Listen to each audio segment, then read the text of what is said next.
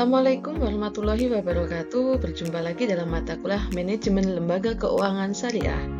Tema yang akan kita bahas hari ini yaitu terkait dengan reksadana syariah.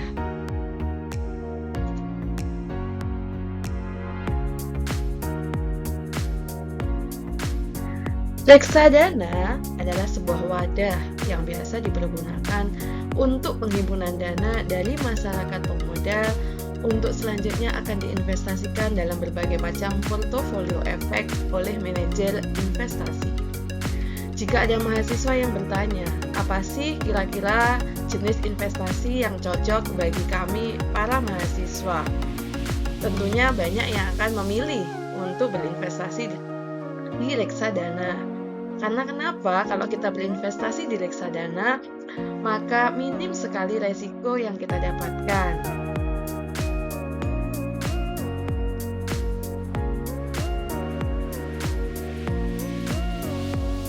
Selanjutnya, ketika kita berbicara tentang reksadana syariah adalah reksadana yang beroperasi sesuai dengan prinsip-prinsip syariah itu sendiri, baik dari sisi akadnya, pengelolaan dananya, maupun pada allocation atau penggunaan dananya.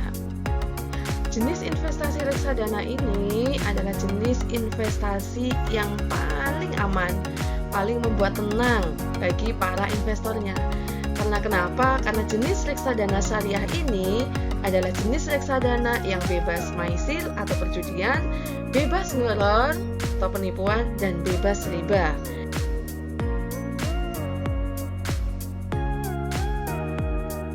Definisi reksadana juga diperkuat dengan Peraturan Nomor 9/A-13 terkait dengan reksadana syariah adalah reksadana sebagaimana yang dimaksud dalam Undang-Undang Pasar Modal, yakni Undang-Undang Nomor 8 Tahun 1995 dan peraturan pelaksanaan yang pengelolaannya tidak bertentangan dengan prinsip-prinsip syariah di pasar modal. Reksadana syariah adalah reksadana yang dikelola dengan prinsip syariah, sehingga aspek kesyariahnya akan selalu diawasi oleh Dewan Pengawas Syariah atau DPS. Kemudian prinsip syariah dalam reksadana sendiri juga telah memperoleh fatwa dari Fatwa Dewan Syariah Nasional Majelis Ulama Indonesia.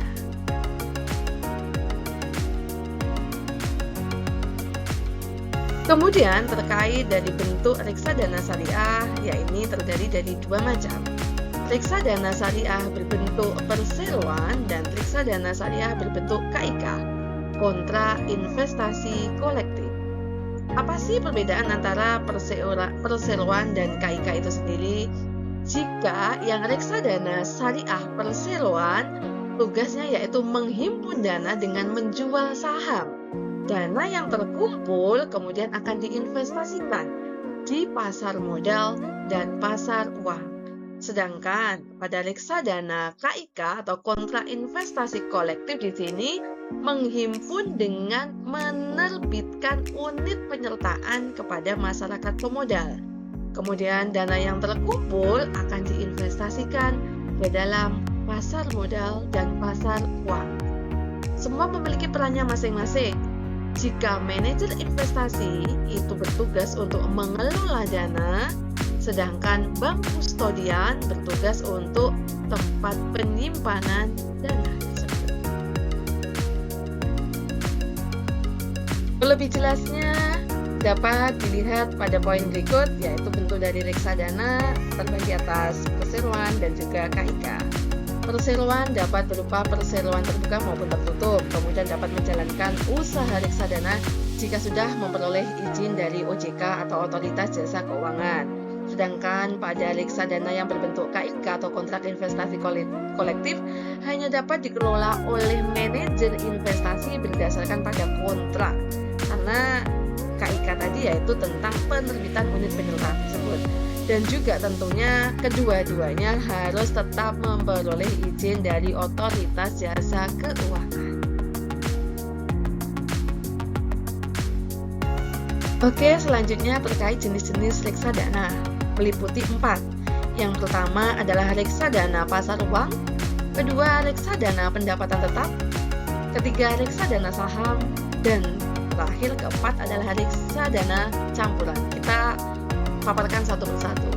Untuk yang jenis pertama yaitu reksadana pasar uang, di mana reksadana jenis ini mengalokasikan investasinya ke 100% pada pasar uang. Dalam reksadana ini tergolong risikonya rendah, kemudian jangka waktu investasi kurang dari 1 tahun. Efek yang bisa digunakan untuk investasi bisa berupa sertifikat deposito maupun surat berharga pasar uangnya. Kemudian pada jenis kedua yaitu reksadana pendapatan tetap. Di sini jenis reksadana ini mengalokasikan dananya minimal 80% ke dalam efek obligasi atau utang. Di sini resikonya tergolong sedang karena jangka waktu investasi 1-3 tahun. Pada jenis yang ketiga yaitu reksadana saham, di mana pengalokasian dana pada reksadana jenis ini yaitu minimal 80% diinvestasikan pada efek saham, teman-teman. Risikonya tinggi, jangka waktu investasinya lebih dari 5 tahun. Dan terakhir adalah reksadana campuran, yaitu percampuran antara alokasi ke dalam efek utang atau obligasi dan juga efek saham itu sendiri. Jadi kalau yang campuran itu mencampurkan, kita investasinya bisa ke obligasi atau utang dan juga ke saham. Di sini tergolong dalam risiko bisa sedang menuju tinggi karena jangka waktunya 1-3 tahun.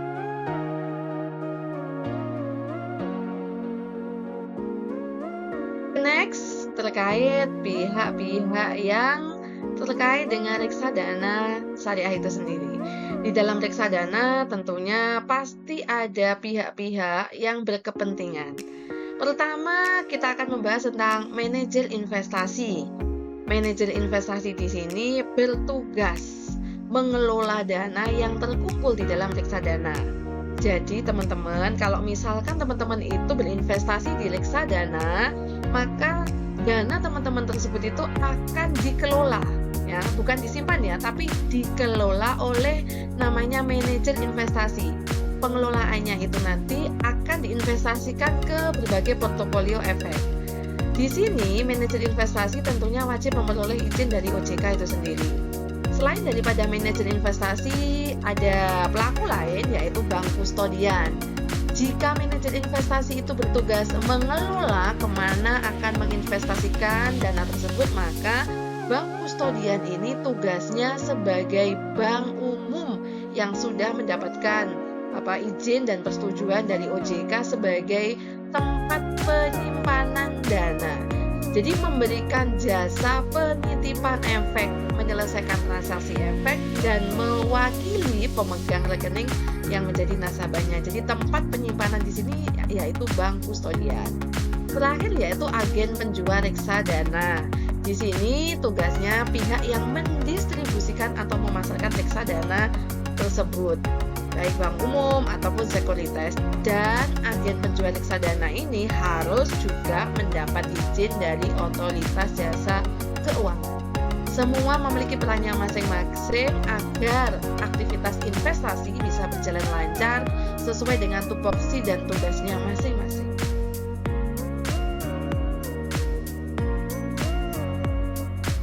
Pada kategori reksadana, di mana didasarkan pada sifatnya itu terbagi atas reksadana terbuka dan juga reksadana tertutup.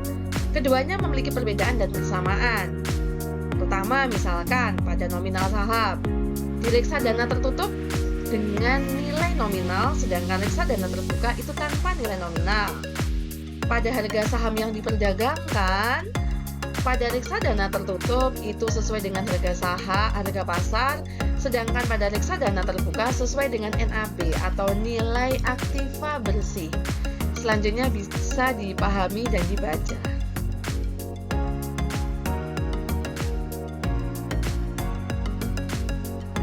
Perkembangan industri reksadana, saya ambil datanya dari OJK atau Otoritas Jasa Keuangan bahwa perkembangan reksadana syariah dari tahun ke tahun terus mengalami perkembangan.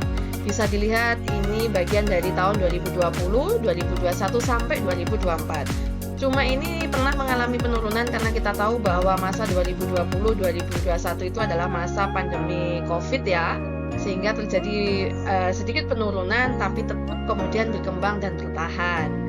Di sini jumlah reksadana kita terus mengalami peningkatan dan NAB-nya pun juga mengikuti mengalami peningkatan. Sebenarnya NAB itu apa sih?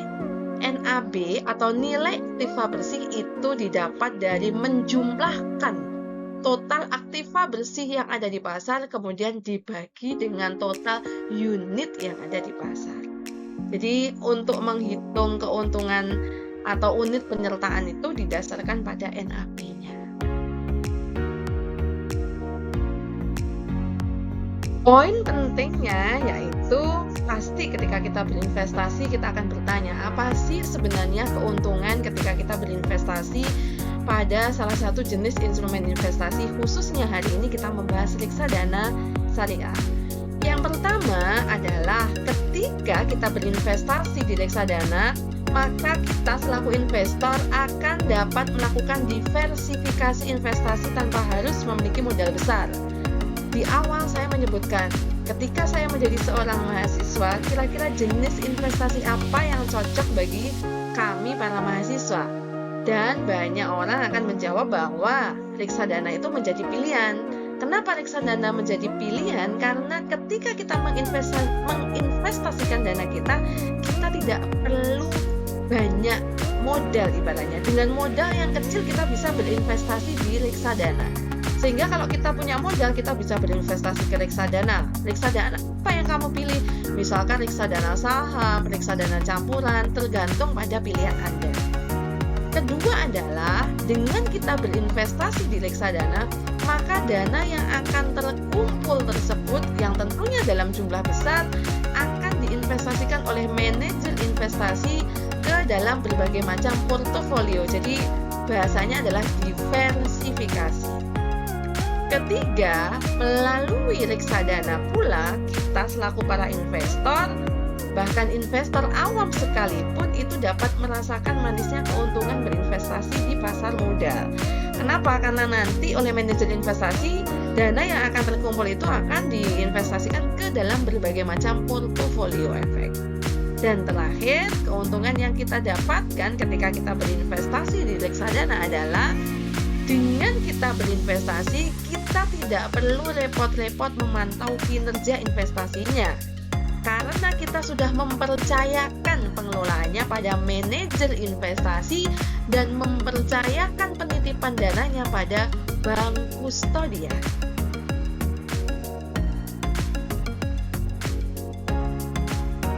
Perlu diketahui juga teman-teman bahwa tidak ada segala sesuatu tanpa resiko ketika kita melakukan sesuatu upaya dalam rangka mencapai keuntungan atau mencari keuntungan. Adapun risiko dalam reksadana itu ada 3 hal. Yang pertama adalah risiko berkurangnya unit penyertaan, karena yang namanya kita berinvestasi ya kadang kita mendapatkan dividen, kadang mendapatkan capital gain, tapi juga bisa mendapatkan yang namanya capital loss. Kemudian risiko likuiditas, karena kita nggak tahu ke depan itu seperti apa. Maka dari itu di awal ketika kita berinvestasi, maka pesan saya janganlah menaruh telur hanya dalam satu keranjang. Artinya gimana teman-teman? Ketika kita berinvestasi, ya investasikan ke dalam berbagai jenis macam investasi. Misal kita berinvestasi ke saham, misal juga kita berinvestasi ke yang reksadana campuran, atau kita berinvestasi ke pasar uang. Jadi ketika misalkan satu jenis investasi kita mengalami kerugian, kita masih punya tempat-tempat lain, atau kita masih punya jenis investasi lain yang aman. Jadi jangan menaruh telur dalam satu keranjang. Itu maksudnya adalah ketika keranjang itu jatuh, telurnya pecah, habis semuanya. Tapi ketika kita menaruh telur itu dalam beberapa keranjang, satu keranjang jatuh, yang lainnya masih aman. Jadi berinvestasilah ke berbagai macam jenis portofolio efek. Kemudian yang ketiga adalah manajer investasi kesulitan dalam hal menyediakan uang tunai karena beberapa hal, yaitu salah satunya dana kita itu diinvestasikan ke dalam berbagai macam portofolio efek.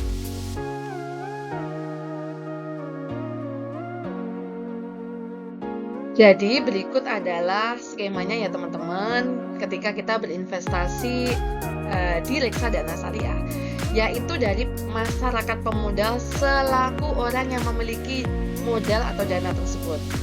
Reksadana itu sebagai wadah penghimpunan dana, menghimpun dana dari para masyarakat pemodal yang nantinya oleh reksadana selaku wadah penghimpunan dana tersebut, dana akan dikelola oleh yang namanya manajer investasi selaku wakil investor yang bertindak untuk kepentingan investor. Kedua, ada juga sebagai tempat penyimpanan atau penitipan dana, yaitu bank kustodian selaku wakil investor yang bertugas bertindak untuk kepentingan investor, yaitu melakukan penyimpanan dana. Dari dana yang tersimpan tersebut, dananya dikelola oleh manajer investasi untuk diinvestasikan ke dalam portofolio. Tentunya karena ini reksadana syariah, portofolionya yang syariah, efek-efek yang syariah.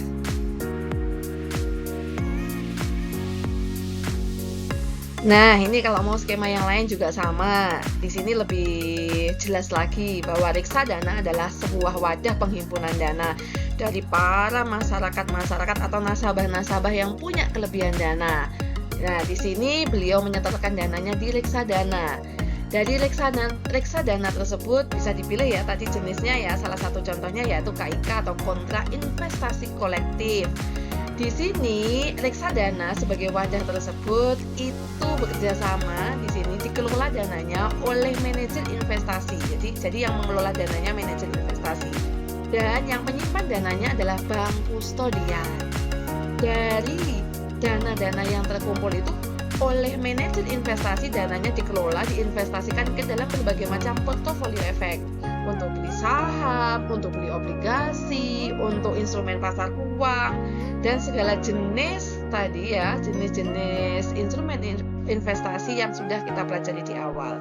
Dengan begitu nanti pengembalian yang didapatkan oleh nasabah pemodal atau masyarakat pemodal berupa unit penyertaan yang didasarkan pada NAB.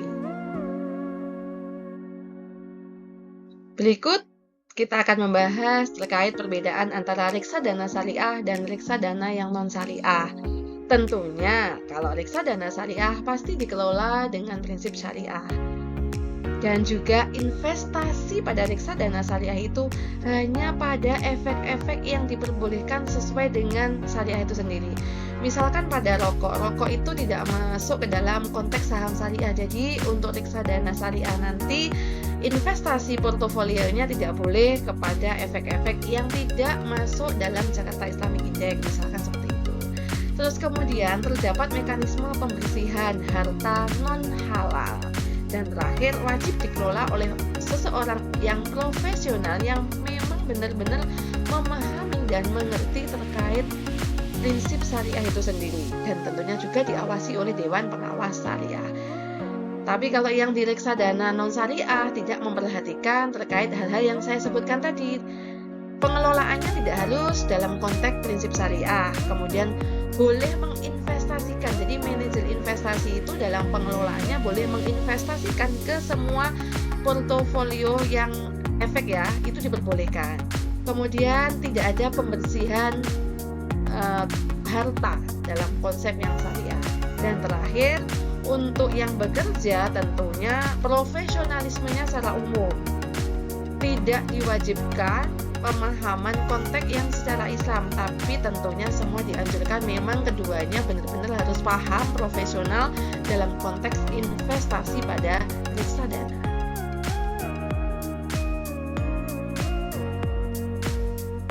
Nah, ini kami contohkan salah satu perbedaan antara reksadana syariah dengan reksadana yang non-syariah, yaitu bagian pembersihan portofolio yang non-halal, di mana portofolio memungkinkan bercampur dengan efek non-halal yang bukan juga disebabkan oleh tindakan manajer investasi dan bank kustodian.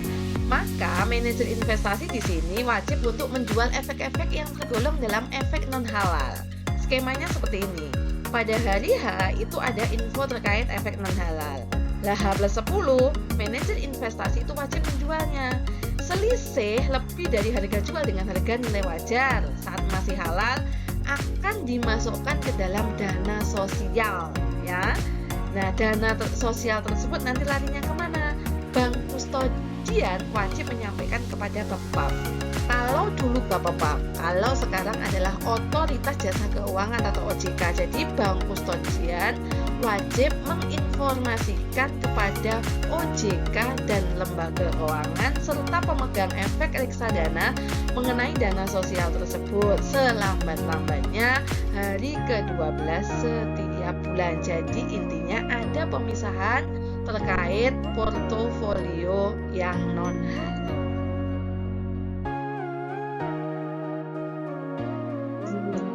Terakhir teman-teman, ini ada motivasi untuk kita semua. Masa depan memang tidak bisa kita lihat, namun kita bisa mempersiapkan masa depan kita jauh lebih baik. Salah satu caranya yaitu dengan kita berinvestasi. Maka dari itu, tugas untuk kita semuanya, untuk teman-teman, pelajarilah terkait reksadana syariah dan cobalah praktek untuk berinvestasi di reksadana syariah tersebut. Demikian pemaparan terkait reksadana syariah, semoga bermanfaat bagi teman-teman, menambah ilmu dan wawasan, dan lebih berkah untuk kita semua. Saya ucapkan terima kasih. Wassalamualaikum warahmatullahi wabarakatuh.